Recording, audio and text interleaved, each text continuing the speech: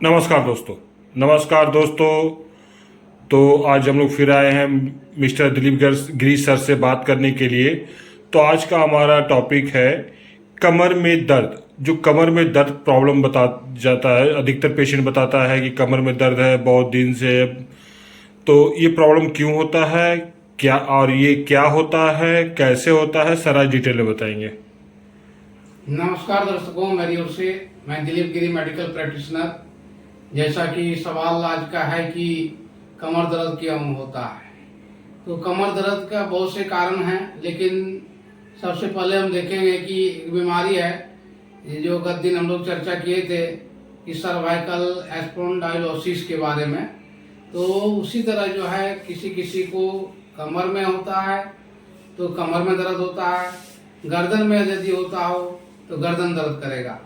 तो आपने जैसे सवाल किया तो इस संदर्भ में हम कह सकते हैं कि जो कमर में जो दर्द है तो मे बी स्पॉन्डाइलोसिस यानी लंबर स्पॉन्डाइलोसिस हो सकता है। तो इसको कंफर्म करने के लिए हम लोग उसको एक्सरे करवाते हैं लंबर स्पाइन का। और लंबर स्पाइन में जो है अगर वर्टिब्रा के उतार चढ़ाव के वजह से नस अगर दबा तो वो तो एक्सरे रिपोर्ट में आएगा ही। तो उसके आधार पर फिर हम लोग उसका चिकित्सा करते हैं।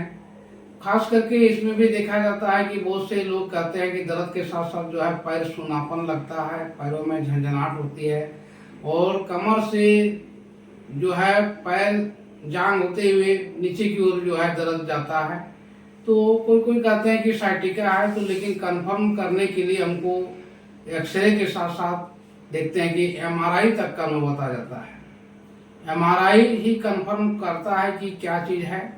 अगर स्पॉन्डाइलोसिस यदि लंबर में है तो उसकी चिकित्सा भी हम लोग स्वयं करते हैं। Vitamin B12, B1, B12, B6 का जो है इंजेक्शन हम लोग खास करके देते हैं। और जो नस दबा हुआ है तो कुछ हद तक जो है सफलता मिलती है। और यदि सफल नहीं हो पाते हैं तो हम लोग फिर उसको सर्जरी डिपार्टमेंट भेजते हैं, तो सर्जरी भी होती है इसका। तो ये मानकर चलिए कि इसके पीछे बहुत से कारण हैं, लेकिन कुछ कुछ कारण को विशेष ध्यान में रखा जाता है।